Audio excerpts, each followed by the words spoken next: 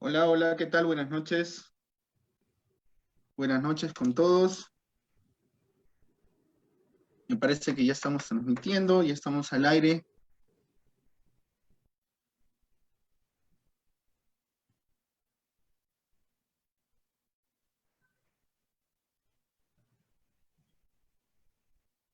Buenas noches con todos. Bienvenidos a esta pequeña conferencia, a esta pequeña entrevista que hoy tenemos programada en Lazos Azules, titulada La lectura en niños con autismo. Y para ello, hoy tenemos a una invitada muy especial, una amiga, una colega también de la universidad, que nos va a hablar un poquito sobre la lectura en niños con autismo. Esperamos un poquito más para poder presentarla, ya que la gente se está conectando a esta hora. Se está conectando a esta hora para poder compartir información muy relevante al tema respecto al tema de la lectura en niños con autismo. ¿Ok? Bueno, veo que ya hay muchas personas que se están conectando y creo que ya podemos empezar. Bueno, como bien mencionábamos, hoy vamos a hablar acerca de un tema muy importante. Como sabemos, en Lazos Azul siempre tratamos de brindar alguna información relacionada al campo del autismo, ya sea al campo de la evaluación, al campo de la intervención, y hoy vamos a hablar acerca de la lectura de niños con autismo. Y para ello tenemos pues a un invitado muy especial, ¿no? Para la familia de Lazos Azules. Y me estoy refiriendo pues a mi amiga y colega Ana Raquel Rojas Arunátegui, ¿no? Que ella es psicóloga por la Universidad Nacional Mayor de San Marcos, tiene estudios también de maestría, ¿no? En educación, convención en dificultades del aprendizaje por la Pontificia Universidad Católica del Perú, y es miembro también del equipo de profesionales del Policlínico Peruano Japonés y del Instituto Psicopedagógico EOS Perú. Para nosotros es un gusto, Ana Raquel, que puedas compartir esta información muy importante con respecto al ámbito del autismo y ahora puedes hablar un poco de lectura, de la lectura, del aprendizaje de la lectura en niños con TEA.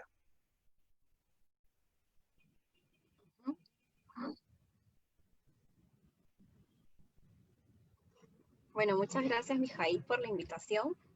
Es un espacio muy bonito el que han creado, así que para mí es un gusto estar aquí con ustedes hoy día. Bueno, Ana, nosotros estamos muy gustosos de poder recibirte en este espacio para compartir, como bien lo mencionaba, y pues vamos a empezar un poquito esta pequeña conferencia, esta pequeña entrevista, eh, delimitando un poquito el marco en el cual nos vamos a referir, ¿no? Si bien a la hora de intervenir en autismo, evaluar en autismo, hablar de autismo, muchos de nosotros pensamos en habilidades básicas, intervención en habilidades básicas, intervención en conducta verbal, en conductas adaptativas, pero quizás por ahí no ha habido muchos espacios para poder compartir algo referente a también el aprendizaje propiamente dicho de estos procesos de lectura, escritura y cálculo, ¿no? Que son importantes también porque forman parte del gran repertorio de conductas que tiene que ir adquiriendo todo tipo de niño a lo largo de su desarrollo. Entonces hoy nos vamos a referir y vamos a conversar un poquito sobre el ámbito de la lectura. Y para ello, Ana Raquel, tomando en cuenta este pequeño preámbulo, a nosotros y creo que a todos los que están conectados, les gustaría saber qué implica leer, ¿no? ¿Qué implica aprender a leer? Ujú. Muy bien. A ver, como has comentado, Mijail, efectivamente, dentro de la población, pues con TEA, una de las áreas que por algún motivo no se aborda con tanta amplitud, ¿no? Con tanta fuerza como sí el área de conducta, el área de lenguaje, es justamente el área de aprendizaje, ¿no? Sin embargo, hay regular investigación en torno a este tema que nos permite llegar aquí, ¿no? Y justamente es la información que les voy a compartir a través de esta entrevista, que es justamente los estudios que se han realizado en la población de niños con TEA en este tema de la lectura específicamente, ¿sí? Así que, ¿qué implica leer? Leer es un proceso, como se dice y ya seguramente se conoce, es sumamente complejo. Ahora, este término complejo por más que suene trillado o muy repetido, en realidad cada vez que se investiga o se estudia más sobre el tema, nos damos cuenta que en realidad tanto los procesos básicos como los superiores tienen un grado de complejidad que hace que pues determinados grupos de población puedan adquirirlo de una forma más regular, más típica, pero otro grupo no. E incluso dentro de la población regular, pues se necesita de un tiempo de instrucción, casi de 2 hasta 3 años, para que un niño aprenda a leer. Y estamos hablando solamente de los procesos más básicos, porque a partir de los 3 años ya un niño que no tiene ninguna dificultad puede utilizar la lectura como herramienta para aprender otros temas, otros contenidos, ¿bien?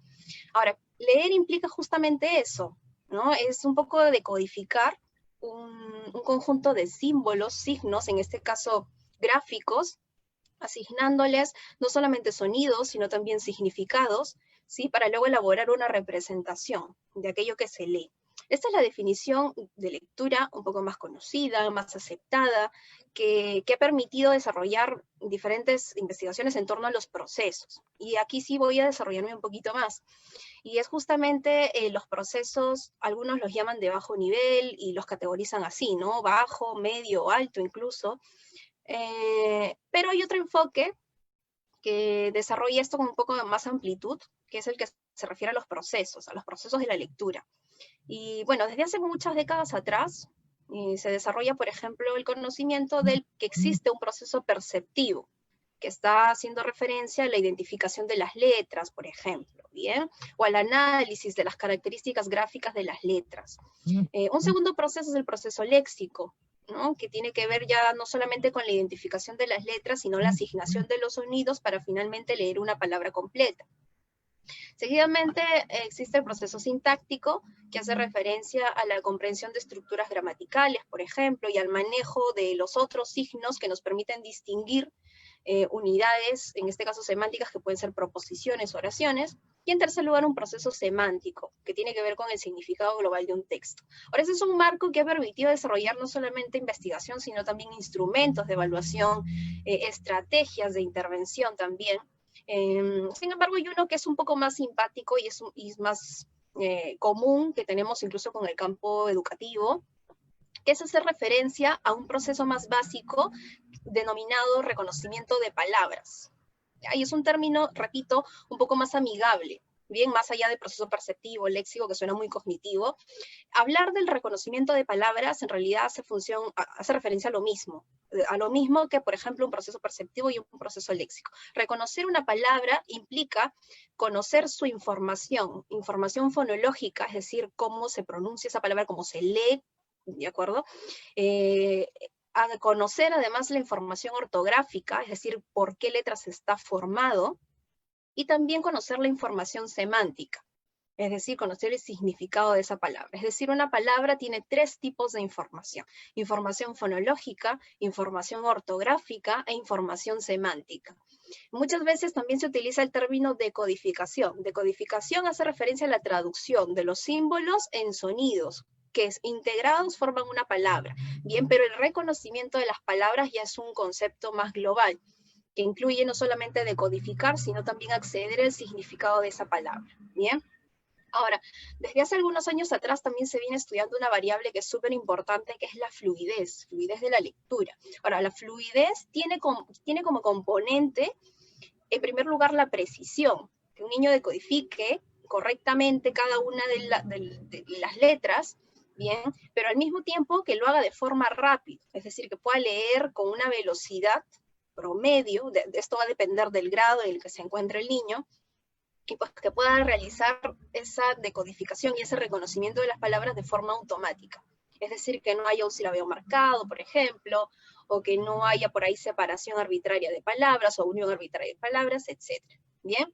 Pero la fluidez también implica los cambios prosódicos, es decir, que el niño pueda leer entonando bien, que no tenga una lectura pues robotizada, ni muy marcada, ni como dando golpes de voz. Bien, entonces ese es un segundo concepto. Primero teníamos el de reconocimiento y ahora tenemos la fluidez lectora, ¿ya? Y en un tercer aspecto ya está netamente la comprensión de la lectura. Ahora, el estudio de esta temática de comprensión también es muy interesante, ¿bien? Porque hasta hace un tiempo se trabajaba mucho la comprensión lectora, pero solamente como si fuera una evaluación, es decir, cómo trabajábamos que un niño comprenda una lectura, pues que lea y que luego responda preguntas, y si no responde preguntas, pues se las aclaramos, ya. Pero esa no es una estrategia de trabajo, esa sigue siendo una estrategia de evaluación, el hacerle preguntas al niño, y dicho sea de paso, no es la única. Pero ¿qué se conoce actualmente sobre la comprensión lectora? Que existen 3 niveles, ¿de acuerdo? 3 niveles que nos permiten verificar justamente este proceso de comprensión. El primer nivel es un nivel más superficial, vamos a llamarlo así. Bien, es cuando el niño lee el texto y es capaz de retener momentáneamente, ya sea unidades proposicionales, les llaman, ¿ya? Pero es una cuestión de una memoria a corto plazo muy momentánea. ¿Para qué? Para que el niño pueda acceder a un segundo nivel, que es la elaboración de un texto base. En este segundo nivel, el niño extrae las proposiciones, forma microestructuras, es decir, conforme va leyendo y puede acceder al significado de las palabras, las va concatenando, va relacionando los significados, forma una microestructura, y luego cuando tiene varias microestructuras, las va concatenando unas con otras para que se forme una macroestructura. Y ahí desde ese momento ya estamos hablando que el niño ha comprendido lo que ha leído, si en caso forma el texto base de una forma precisa. Bien, sin embargo, ahí no termina el proceso. Bien, es cuando el niño logra integrar este texto base que ha elaborado con los conocimientos previos que tiene, es decir, con la información que ya conoce producto de sus experiencias, vamos a llamar sociales, académicas. Cuando integra esta información en lo que ha leído, es que logra elaborar un modelo de situación. Bien, este tercer nivel de la comprensión lectora es lo que permite que el niño pueda realizar inferencias en torno al tema. Bien, así que, ¿qué implica leer? Leer implica reconocer palabras, ser fluido y en última instancia comprender lo que se ha leído. El tránsito en estas tres fases, vamos a llamarlos así, es lo que nos garantiza que el niño haya realizado una lectura precisa y una lectura correcta. Entendiendo también que son los dos primeros componentes o procesos, reconocimiento y fluidez, los que muchas veces favorecen la comprensión lectora. Es decir, si no se han consolidado, es muy poco probable que un niño vaya a comprender lo que lea. ¿Ya? Bueno, hasta ahí respecto a esa primera pregunta. Me parece que queda bastante claro y me parece un poquito como quizás resumiendo, ¿no? Estas dos perspectivas, ¿no? De verlo desde un punto de vista más psicolingüístico, evaluar la parte de la percepción, o viendo el tema de percepción de las palabras, la parte léxica, sintáctica y semántica, pero por otro lado, la segunda apuesta que nos das a conocer en función a qué implica leer, es un poquito más específica, ¿no? Y un poquito más armónica en función a los procesos que tienen que haber, ¿no? En función al reconocimiento de las palabras, la fluidez y por último la parte de la comprensión tan importante, ¿no? Procesos que se ven enmarcados y que suelen estar afectados dentro del campo del autismo, ¿no? Y a mí me gustaría también, para darle un poquito, para resolver otro interrogante que de pronto se pueden hacer nuestros seguidores, y también pues algunos padres de familias o profesionales que estén interviniendo dentro de la parte del aprendizaje, es cuáles vendrían a ser esas habilidades previas que debería adquirir un niño, tenga o no tenga un diagnóstico específico, pero quizás centrándonos un poquito más en el área del autismo, para que puedan beneficiar este proceso de adquisición de la lectura o el aprendizaje de la lectura. Bien, cuando hablamos de habilidades previas, estamos tocando un tema que es bastante importante, porque se han diseñado una serie de programas que justamente lo que buscan es detectar tempranamente indicadores que nos permitan predecir el éxito en el aprendizaje de la lectura. Bien, entonces, si antiguamente teníamos que esperar a que el niño cumpla 7, 8 años para detectar una dificultad en el aprendizaje, en este caso de la lectura, ahora no es necesario. Es decir, no tenemos que postergar tanto la detección de las dificultades y tampoco tenemos que retrasar la intervención hasta un tercer, cuarto grado. Ahora lo que se puede hacer es que cuando el niño tiene 3, 4 años, podemos detectar indicadores, es decir, estudiar variables que se han demostrado que impactan en el aprendizaje inicial y el posterior también de la lectura. Bien, ahora voy a mencionar algunas de estas habilidades, ¿de acuerdo? Y ya nos vamos adentrando justamente en el grupo que se ha seleccionado, que es el grupo de los niños con TEA. Bueno, primero, rápidamente mencionar las habilidades fonológicas. Las habilidades fonológicas tienen un papel crucial justamente en la adquisición inicial de la lectura, que es este proceso de reconocimiento de palabras que comentábamos, incluso en la fluidez, en estos dos aspectos básicos que yo comenté, que sirven o que muchas veces favorecen a la comprensión lectora, o que si no se consolidan, difícilmente se puede trabajar o se produce la comprensión lectora. Ya, estas dos primeras componentes, reconocimiento de palabras y fluidez, se ha demostrado que dependen de una serie de habilidades previas que son de origen fonológico, ¿de acuerdo?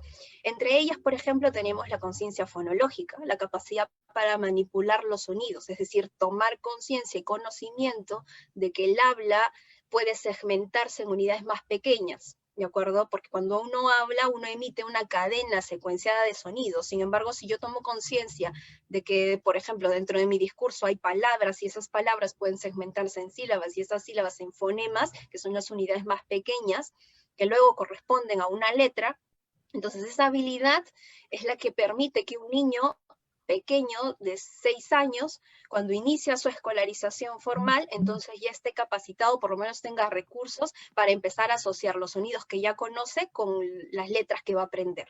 Bien, eso por un lado, entre las habilidades fonológicas. Otra habilidad fonológica importante es la memoria de trabajo.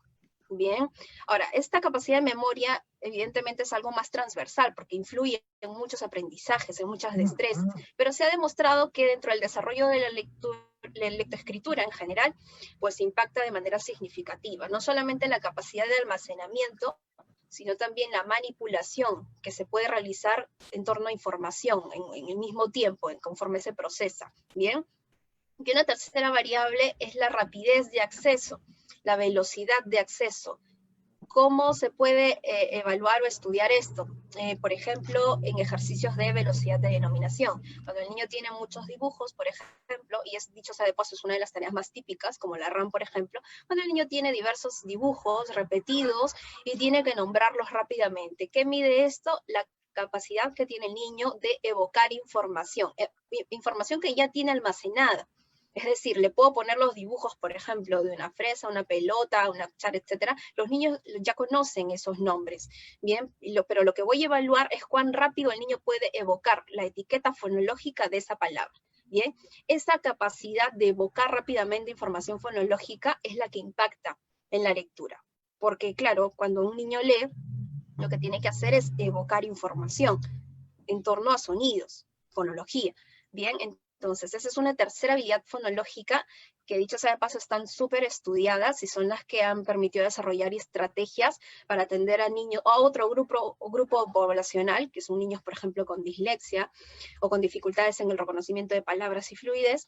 Entonces, es súper importantes. Bien, ahora, como cuarta variable, que si bien no es fonológica, pero forma parte de unas habilidades básicas también, es el conocimiento alfabético. Es decir, que el niño conozca los nombres y por ahí los sonidos de las letras.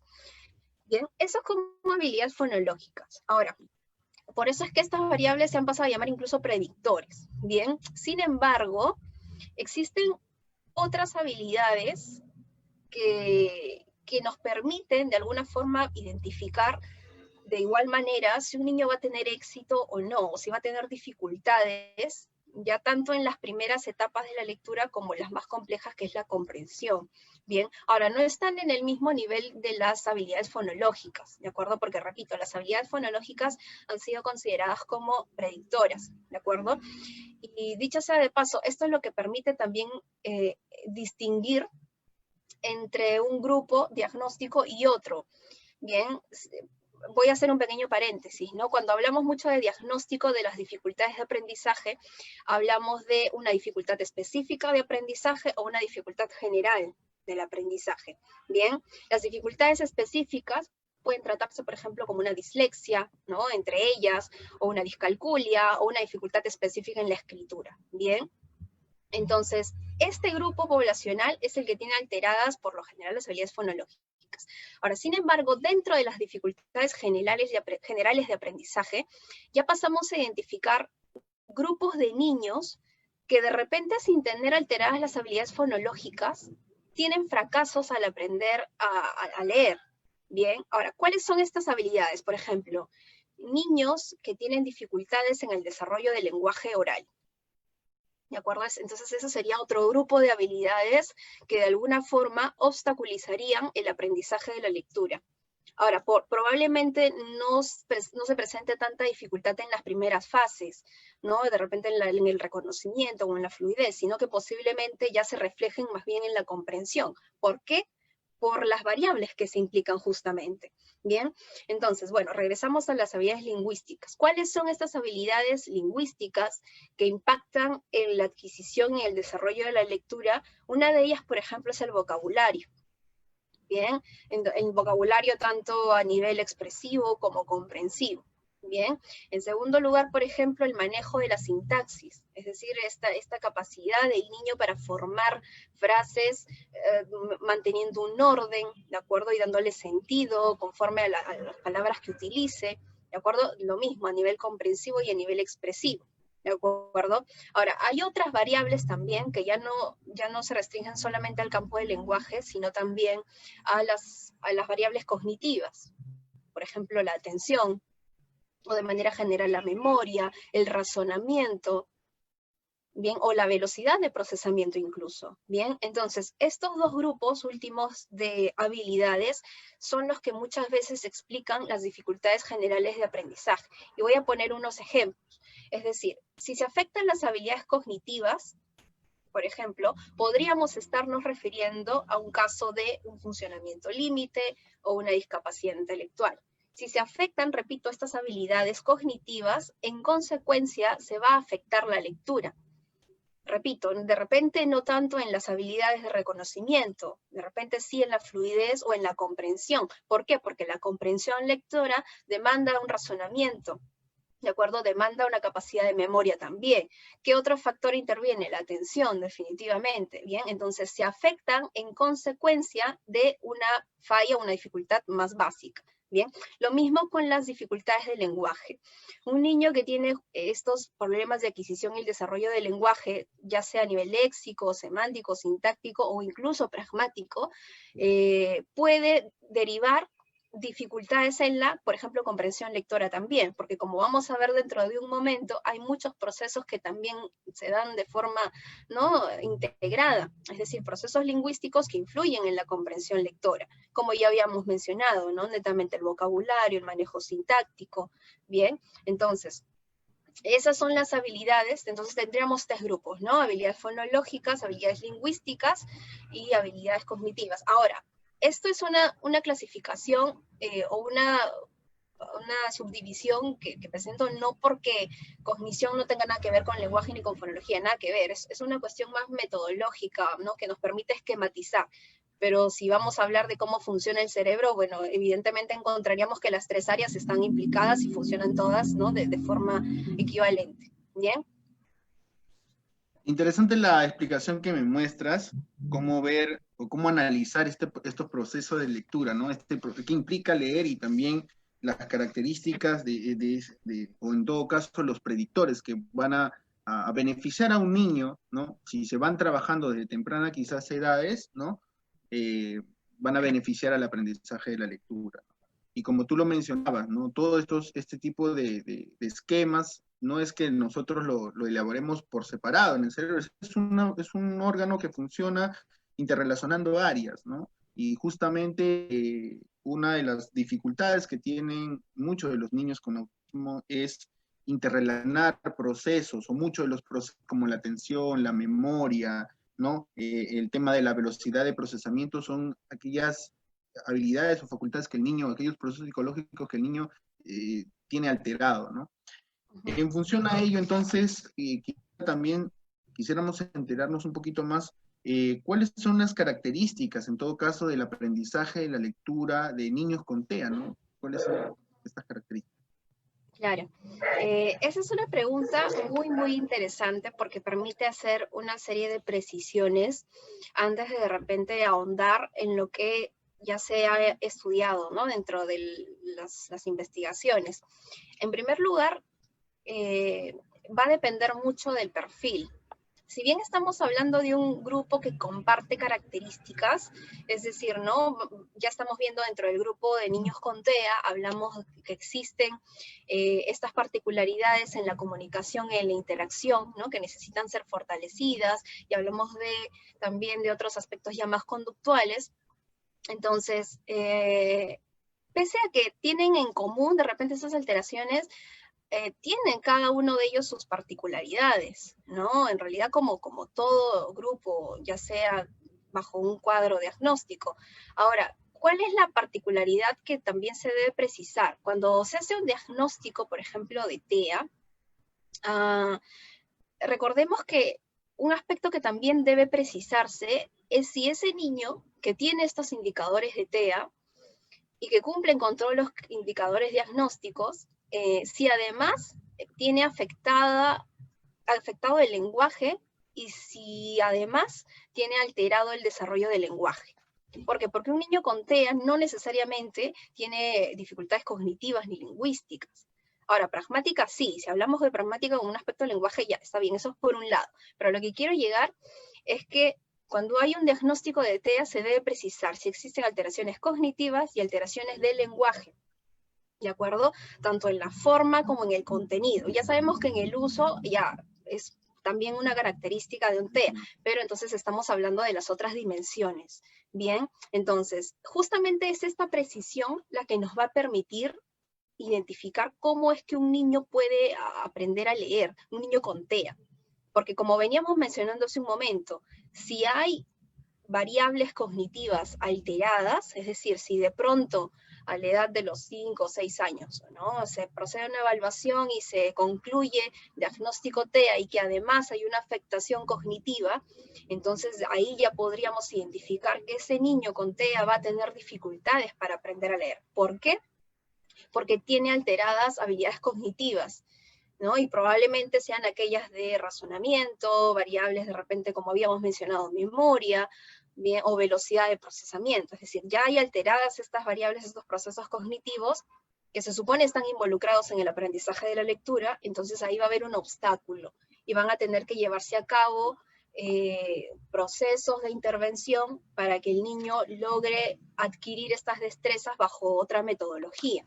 Bien, lo mismo pasa con las alteraciones del lenguaje. Si se diagnostica finalmente que un niño tiene TEA, entonces, y que además de repente no tiene alteraciones cognitivas, pero sí de lenguaje, bien, entonces, y ya sabemos que el lenguaje es una variable que impacta en el aprendizaje de la lectura, entonces podríamos inferir que este niño TEA con dificultades en el lenguaje, pues va a tener también dificultades cuando tenga que aprender a leer o en los procesos superiores como es la comprensión lectora.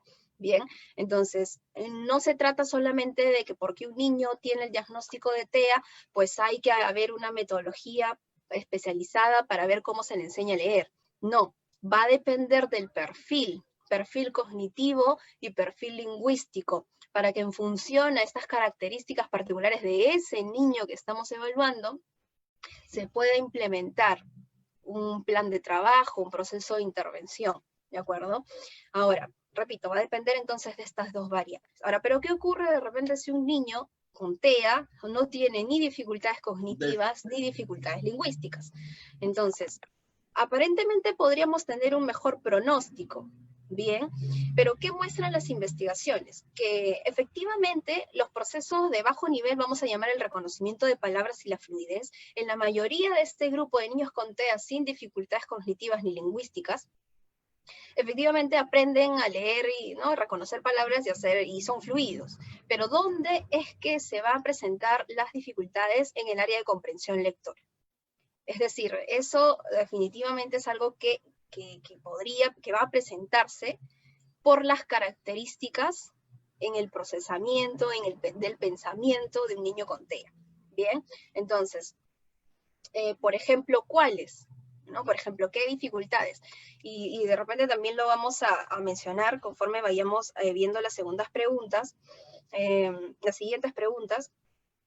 Tenemos, por ejemplo, de repente muchos de ustedes han escuchado sobre el término hiperlexia, ¿bien? Y es justamente un un ritmo, vamos a decirlo así, para aprender a leer, y que dicho sea de paso no solamente caracteriza a los niños con TEA, es decir, puede presentarse también en otro tipo de poblaciones, ¿ya? Pero esta es justamente esta característica que se presenta cuando un niño es capaz de adquirir rápidamente este aspecto de la decodificación, ¿de acuerdo? Pero lo que también está demostrado es que si bien se consolida la decodificación desde edades muy tempranas, incluso antes de los 5 años, este aspecto del reconocimiento de palabras no termina de completarse porque no hay una real asociación entre la decodificación y la información semántica de la palabra, y peor aún cuando el niño tiene que comprender lo que lee.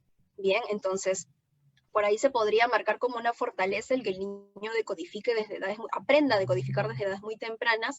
Sin embargo, va a verse afectada su comprensión lectora. Ahora, tampoco es que se va a afectar todos los aspectos de la comprensión lectora, porque recordarán que inicialmente hablamos de algunos procesos o niveles de procesamiento dentro de la comprensión lectora. Hablamos de un nivel más superficial, hablamos de un texto base, hablamos de un modelo de situación.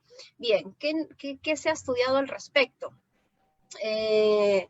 Los niños con TEA, al tener pues estas dificultades o estas características en su pensamiento, de repente en cuanto por ejemplo a la teoría de la mente, las habilidades pragmáticas, bien, este tipo de características son las que se van a ver reflejadas justamente cuando leen, pero depende del tipo de texto y depende del tipo de información que queremos que tenga, que procese. Es decir, por ejemplo, ¿no?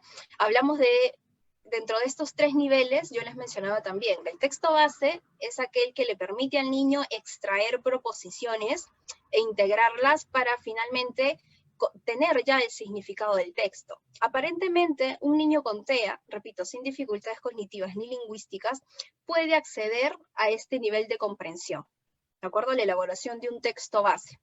En superficial sí, porque es una cuestión netamente de retención para luego procesar. Ya, pasamos al texto base. En este texto base el niño es capaz de extraer proposiciones, porque recordemos, no tiene ni dificultades cognitivas ni lingüísticas.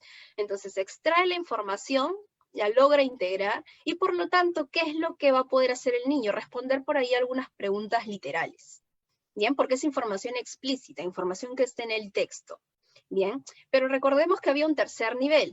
Ya no estábamos ni en el de superficie ni en el texto base, sino en el modelo de situación. Y también les mencioné que el modelo de situación es aquella fase en la que, tras haber recogido la información, el significado del texto, el niño lo que hace es integrar los conocimientos previos con esta nueva información. Bien, y finalmente lo que le permite es realizar inferencias. Ya, este aspecto inferencial se afecta en los niños con TEA.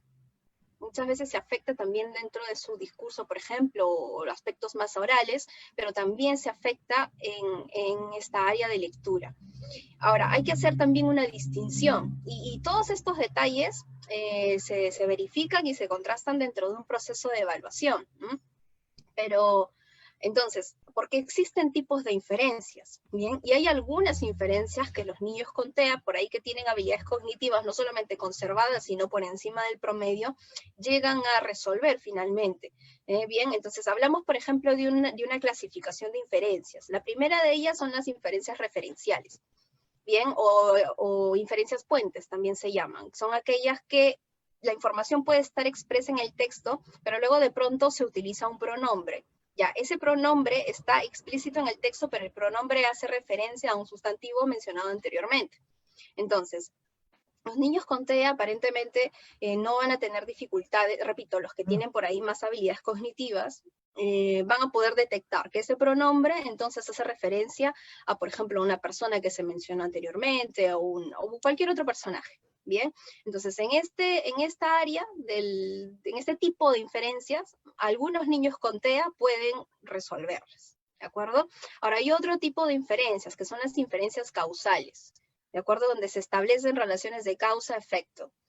Y en esta segunda área es donde ya empiezan también a surgir un poco las dificultades, sobre todo cuando el contenido hace referencia pues a algunos estados mentales de los personajes, y ojo, también dependerá del tipo de texto. Si estamos hablando de un texto narrativo, por ejemplo, donde una circunstancia desencadena otra, y peor aún si están involucrados, repito, estados emocionales, estados mentalistas de los personajes, entonces va a haber un fracaso para que los niños con TEA detecten esta relación de causa-efecto.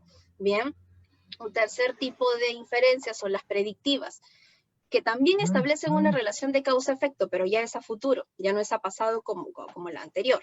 Bien, en esta área también, si estamos hablando de un texto del mismo tipo, narrativo, entonces para hacer inferencias de este tipo, predictivas, el niño tiene que, todas las vivencias y experiencias que se supone ha tenido, va a tener que plasmarlas y adquirirlas y razonar. Bien, pero ahí también vamos a tener o encontrar dificultades en el grupo de niños con TEA, justamente pues porque no existen dificultades no solamente para la interacción, es decir, existen por ese lado, pero imagínense también entonces para luego evocar la información relativa a su experiencia, lo que tiene que ver con la memoria episódica, ¿bien? Entonces, esta característica afecta también la elaboración de ese tipo de inferencias, ¿bien? Ahora, existen inferencias también que ya pertenecen a otro orden un poco más superior que tienen que ver con la detección de la intención del autor.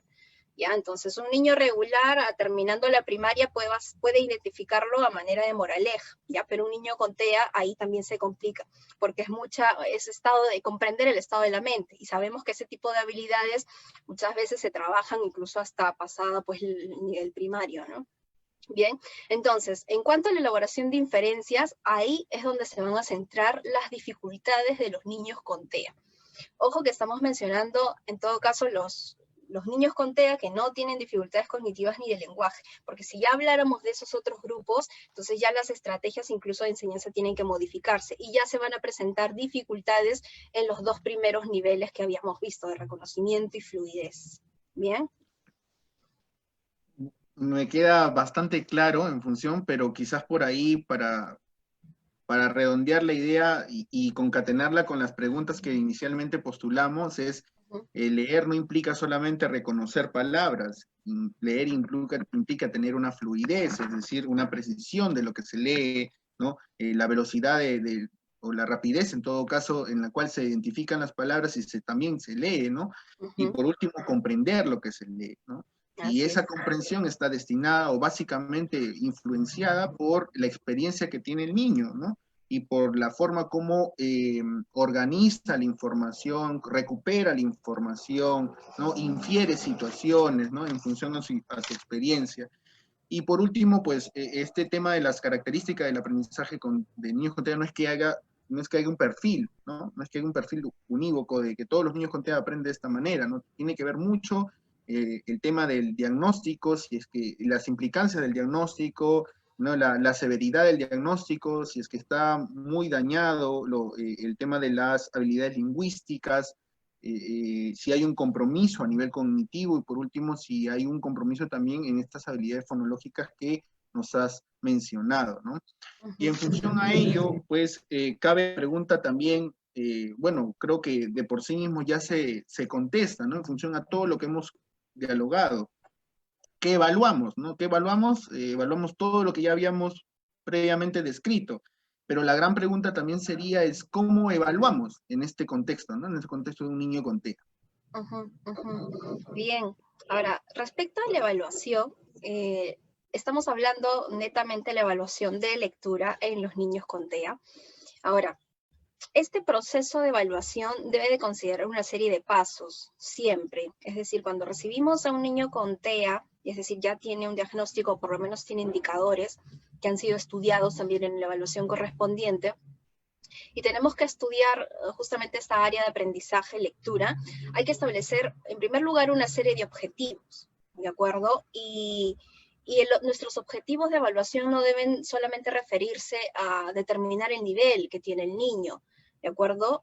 Porque eso es fácilmente distinguible, como preguntando nada más a, por ejemplo, a la profesora o a los mismos padres de familia, ¿no? Entonces, si vienen los padres con el niño que tiene un diagnóstico de TEA y dicen tiene dificultades en la comprensión lectora, y entonces yo lo evalúo y le digo efectivamente su nivel de comprensión lectora es bajo, entonces no estoy haciendo nada.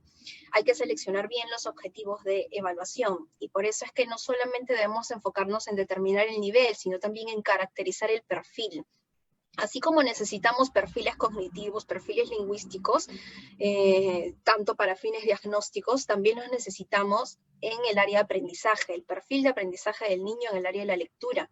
Bien, ahora podemos evaluar habilidades fonológicas si es un niño pequeño que recién va a aprender el reconocimiento de palabras. Hay que seleccionar estos contenidos, conciencia fonológica, los que comentamos, ¿no? Memoria de trabajo fonológica, velocidad de acceso, el principio alfabético, el conocimiento alfabético, bien, y caracterizar. Ahora, si vamos a evaluar solamente comprensión lectora, es decir, nuestro objetivo es caracterizar la comprensión del niño, la comprensión de la lectura, entonces como contenidos tenemos que seleccionar, en primer lugar, distinguir tipos de texto, ¿no? Porque dicho sea de paso, lo que se ha estudiado también es que hay un mejor rendimiento en textos expositivos. Dentro de los textos continuos, es decir, que están diseñados en oraciones y párrafos, hay un mayor éxito en los textos expositivos, ¿no? Porque de alguna forma no hay personas, son descripciones, ¿no? Es presentación de información. Pero en los textos narrativos, ahí entonces ya tenemos todas estas variables que tienen que ver un poco con la interacción, el causa-efecto, lo que hemos mencionado, ¿bien? Entonces hay que seleccionar el tipo de texto. Texto expositivo, texto narrativo, si elegimos algún texto discontinuo también, algún esquema, por ejemplo, donde el niño tiene que recoger o seleccionar, reconocer información o significado, ¿bien? Entonces seleccionamos tipos de textos. En segundo lugar, tenemos que seleccionar los ejercicios que se supone van a evaluar, ¿no? Van a evaluar la comprensión lectora. Y esto, ¿en función a qué? En función a la información que queremos justamente estudiar. Si queremos evaluar la comprensión literal, entonces las preguntas tienen que ser de tipo explícitas, ¿no? Es decir, que hacen referencia al contenido que le estamos presentando en el texto. Bien, pero también, y de manera más importante incluso, hay que seleccionar preguntas que nos permitan evaluar cada uno de estos niveles de inferencias que hemos mencionado. Las inferencias referenciales, las causales, las predictivas, las elaborativas. Ya, entonces seleccionamos preguntas que nos permitan identificar cada uno de estos niveles inferenciales, ¿bien?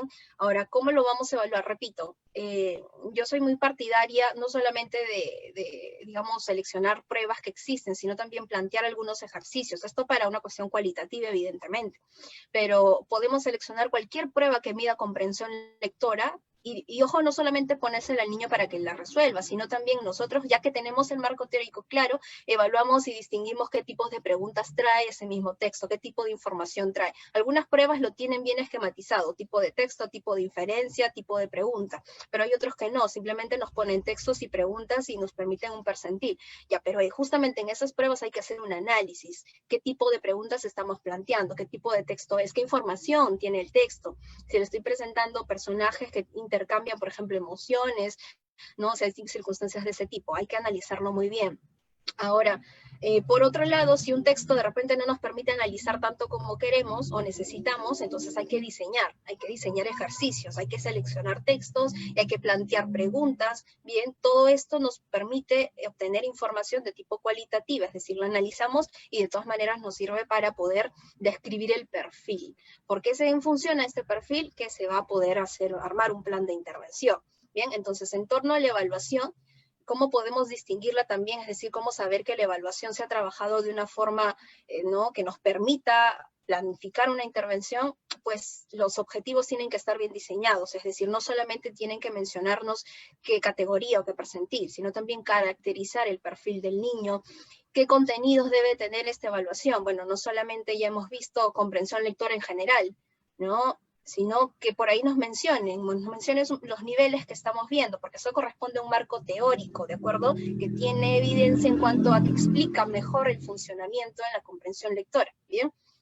Y que nos permita justamente identificar los niveles de los tipos de inferencias, ¿bien? Entonces, de esa manera, un proceso de evaluación de ese tipo nos arroja un perfil preciso que nos permite trabajar con el niño con TEA. Y esa información también es muy importante, ¿no? Y ahora que la estamos compartiendo, si alguno de los padres, de algunos padres de familia nos están escuchando, ¿no? ¿Qué características tendría que tener la evaluación de un profesional especialista en el área de aprendizaje en su niño, ¿no? Qué debería evaluar y cómo debería evaluarlo, ¿no?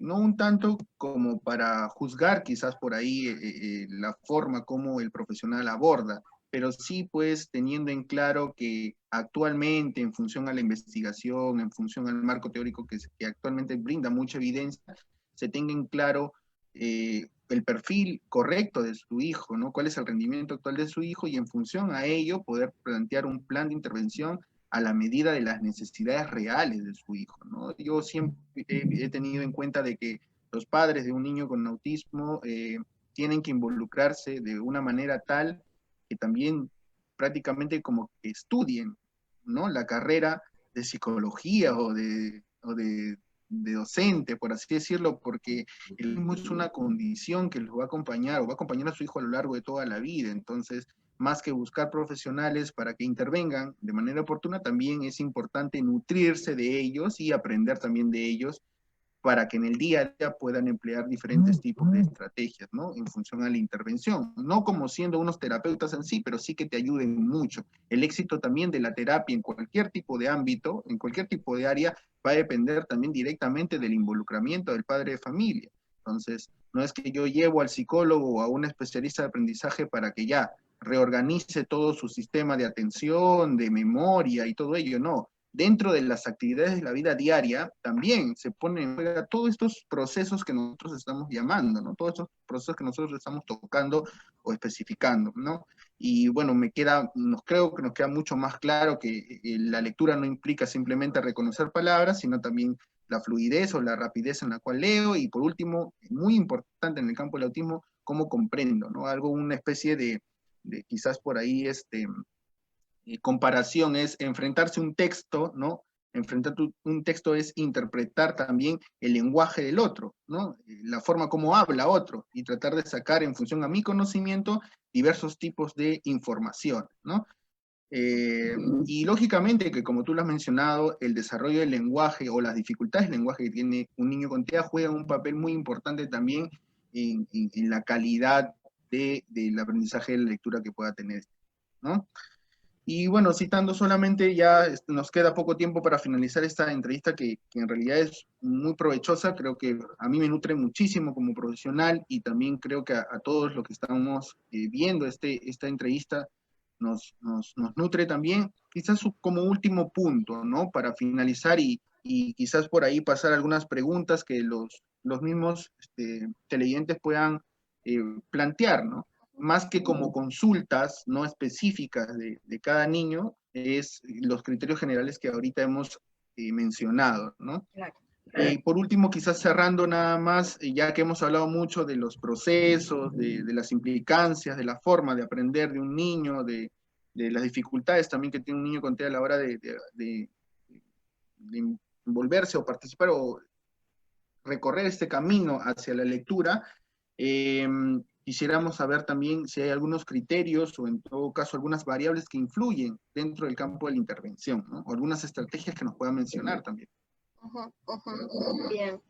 La intervención en la lectura de un niño con TEA, es decir, iniciar un proceso de intervención, va a depender de muchos aspectos, bien, porque recordemos que la intervención tiene que iniciarse bajo ciertas condiciones, y más aún si estamos hablando de un niño que no solamente entonces está presentando dificultades en la lectura, sino también tiene otras necesidades, ¿de acuerdo? Entonces, muchas veces nos toca seleccionar las áreas, ¿de acuerdo? O en todo caso, para saber qué tipo de ayuda va a recibir el niño o requiere, ¿no? Entonces, si estamos hablando de que el niño tiene dificultades de lenguaje asociadas a su cuadro de TEA, entonces por ahí habrá que seleccionar o priorizar un tipo de intervención, ¿de acuerdo? Ahora, ¿cuándo es que decidimos implementar una intervención en un niño con TEA? En primer lugar hay que considerar la edad, hay que considerar las habilidades que tiene y cuáles le faltan desarrollar.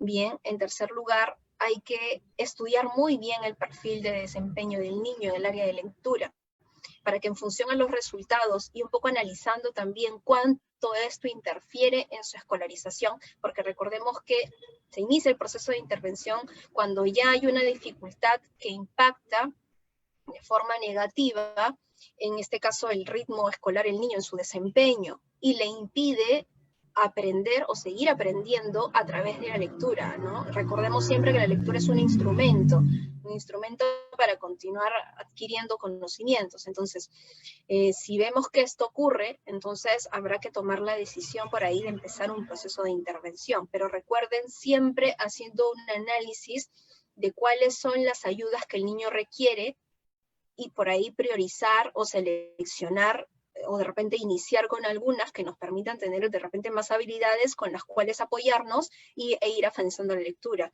Por ejemplo, ¿no? Si hay muchas dificultades lingüísticas, pragmáticas de orden oral, entonces, y sabemos que en la terapia de aprendizaje esto también va a impactar y va a dificultar, entonces sería conveniente que el niño vaya adquiriendo mayores habilidades pragmáticas, de manera que estos recursos que vaya adquiriendo nos permitan facilitar algunos aprendizajes. Ahora, definitivamente dentro de una terapia de aprendizaje, específicamente en esta área de lectura, partimos siempre de acuerdo al perfil, pero empezamos a trabajar habilidades las más próximas a las que tiene.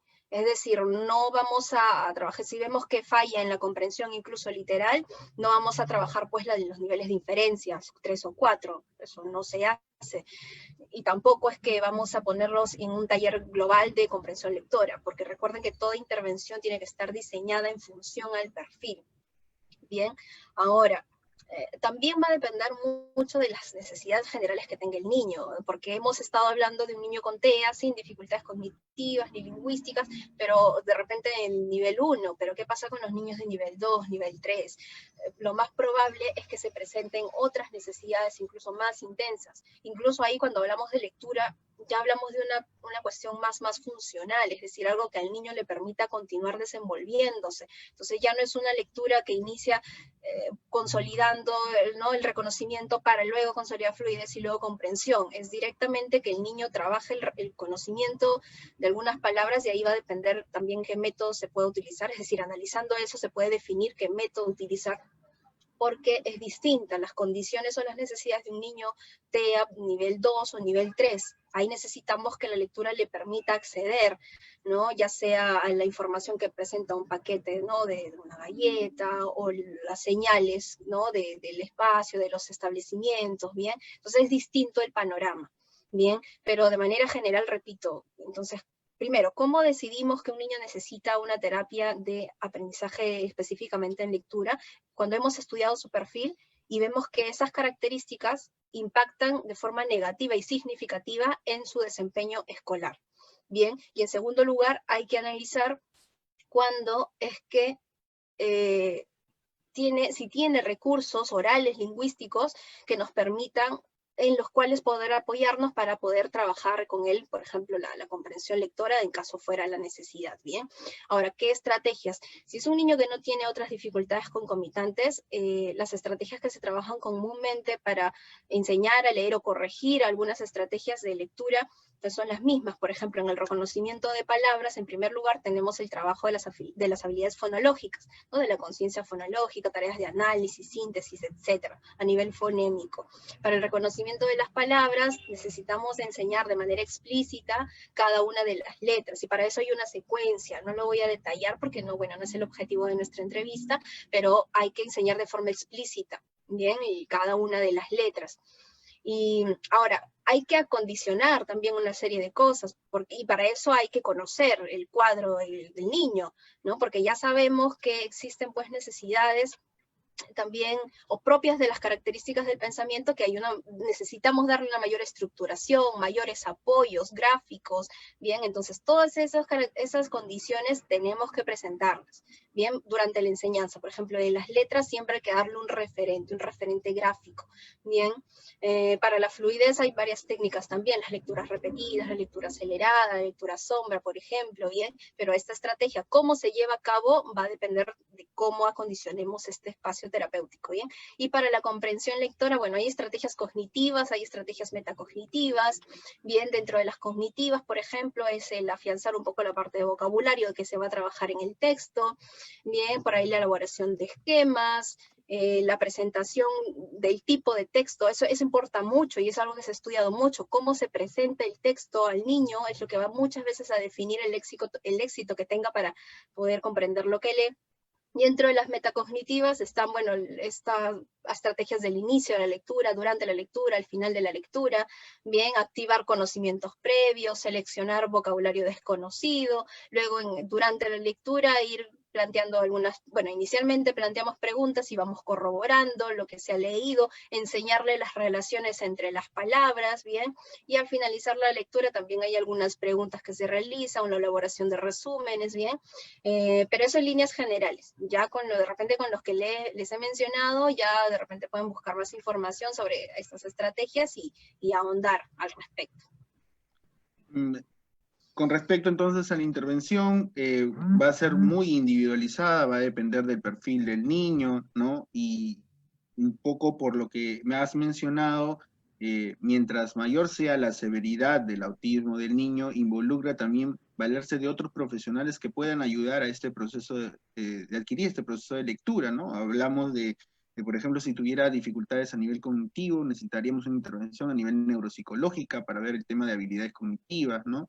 Si presenta dificultades en el tema de desarrollo del lenguaje que son marcadas, también valerse de la ayuda interdisciplinaria, quizás de un terapeuta de lenguaje, y por ahí que juntamente trabaje estas habilidades fonológicas que el especialista del aprendizaje también está capacitado para ello, ¿no? Entonces, a mayor severidad de los problemas o haya mayor comorbilidad en el tema del TEA, involucra también un trabajo interdisciplinario en el tema de la intervención.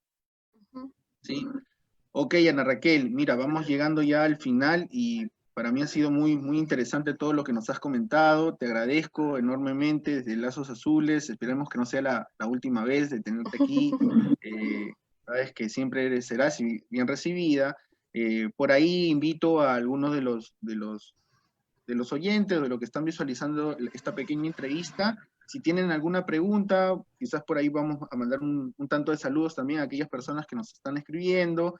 A Gladys Elena del Castillo, un saludo para Jaime, también Jaime Roque que está conectado, junto con una amiga, Lilandra también, Vanessa Guerrero, que manda saludos también, muy interesantes los aportes, Ahmed, Betty Salazar, gracias por su aporte, nos está visualizando también el profesor William Guevara, ¿no? Profesor de San Marcos. Sí, claro. Magali también nos manda muchos saludos. Gracias, Anita, te dice. Y si hay alguna pregunta relacionada a Miriam. Miriam, buenas noches.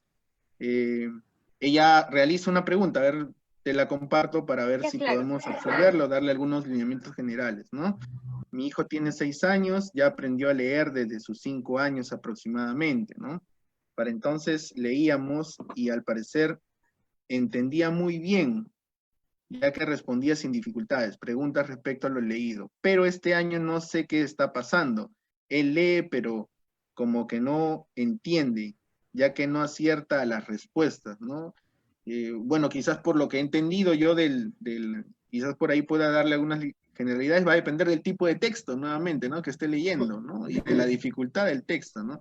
Si es mucho más abstracta la comprensión de la información que tiene ese texto, lógicamente que se va a poner en juego las habilidades que tiene el niño para poder interpretar lo que dice el texto o comprenderlo en función al conocimiento real que tenga y su experiencia y poder darle las respuestas correctas, ¿no? El tipo de preguntas también influye ahí mucho, pero quizás tú puedas ahondar un poquito en ello. No, sí, yo, bueno, concuerdo contigo, ya tu respuesta ha sido también bastante precisa, Mijail, y es que, claro, las exigencias van cambiando, ¿no? Entonces, en primer lugar, habría que ver, ¿no?, las características del niño, pero así de manera general, las exigencias van cambiando, las exigencias académicas, ¿no? Entonces, si al niño a los 6 años leía muy bien y comprendía, probablemente es porque el texto estaba por ahí diseñado a las palabras que él reconocía, pero ahora de repente ya está más grande y entonces ya hay otros temas, ya hay otra complejidad en el texto, ya no solamente de repente es un texto narrativo, sino un texto expositivo, uno descriptivo, entonces se complejiza, ¿no? Entonces habría que, en todo caso, estudiar tanto sus habilidades cognitivas, lingüísticas, como netamente el área de lectura, ¿no? Para identificar dónde está la dificultad de base y saber qué estrategias o qué medidas tomar. Claro. Saludos también a Hugo Niño Carmona, gracias. Saludos desde Arequipa y Trujillo, que nos están visualizando. Un gran saludo para la ciudad de Arequipa y Trujillo. Nati, excelente, mi querida Ana Raquel, ¿no? Kevin Mendoza también te manda saludos, excelente expositora, ¿no? Y bueno, una serie de saludos más de ahí de algunos colegas y amigos que nos están acompañando como siempre en estas transmisiones. Bueno, cerrando ya un poco esta pequeña entrevista que hemos tenido, nuevamente reiterarte las gracias. Estamos gustosos de tenerte aquí realizando este aporte. Este espacio se ha creado justamente para compartir información y para beneficiar a todos aquellos que se quieran un poquito empapar del conocimiento en el mundo del autismo, ¿no? Te agradezco nuevamente y esperando que pronto volvamos a encontrarnos en un espacio como este, Lazos Azules, un espacio para compartir. Muchas gracias, Ana Raquel. Gracias, bendiciones, cuídate mucho. Ok, saludos a todos, nos estamos viendo en una próxima transmisión, en una próxima entrevista y gracias por estar conectados en este momento y poder compartir esta información. Saludos a todos y bendiciones. Muchas gracias. Gracias.